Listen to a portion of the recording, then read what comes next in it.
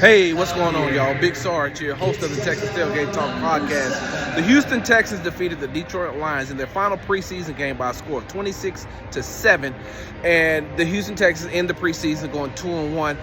But it wasn't just about the wins and losses for the Houston Texans this preseason.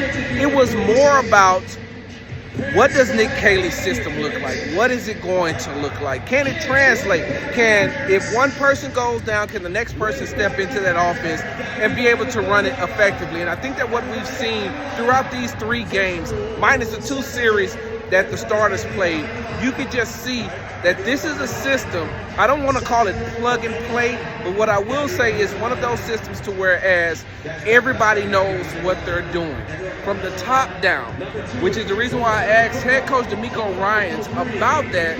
Everybody knowing the plays, everybody being on the same page, everybody doing what they're supposed to do in that Nick Caley offense. And here's what he had to say. The system is all of our guys know what to do. We're not thinking, which allows our guys to just go play fast and play physical.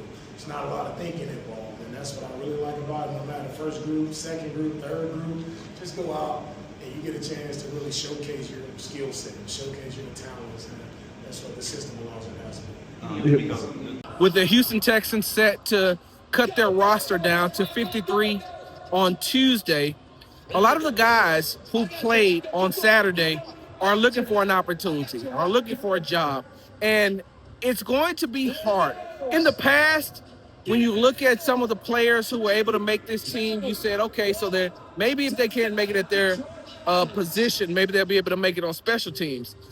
But the Houston Texans have so many competitive players, so many talented players, that even making the special teams this year is going to be hard. There are going to be a lot of players who are not going to be on this team on next Wednesday who are going to be able to get picked up by other teams, or they will be right back here on the practice squad.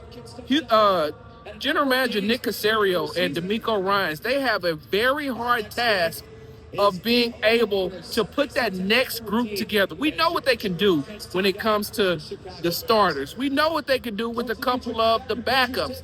But to put together the rest of that team, knowing that they have so many talented guys at different groups, that's where it's going to be hard. Now, what's Saturday?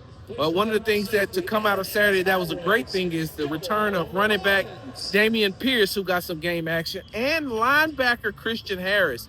To see those 2 guys back on the field after missing so much time, we got an opportunity to see them go through some walkthrough, go through a couple of team drills. But to get that game time action, to get that game time feel was just amazing to see those 2 guys. And the reason why I say that is because they fought through so much just to be able to be back on this field on Saturday. So now we wait. Now we wait to see who's going to make this 53-man roster and who won't make this 53-man roster. That's something that we're going to have to talk about on the Texans Happy Hour. Make sure you follow me on the app formerly known as Twitter at Big Sarge Sports with a Z at the end. Follow me on the Tick and the Talk at Big Sarge Media. Make sure you're subscribed to the Texans Tailgate Talk podcast and YouTube channel, all one word, Texans Tailgate Talk. Follow me on Instagram at Big Sarge Sports with a Z at the end, because we do everything for the gram. Make sure you go to www.bigsargemedia.com to read all my articles. It's been real, Detroit. It's been real, Motown. It's been real, Motor City, but I'm ready to get back to the H. Big Sarge, I'm out.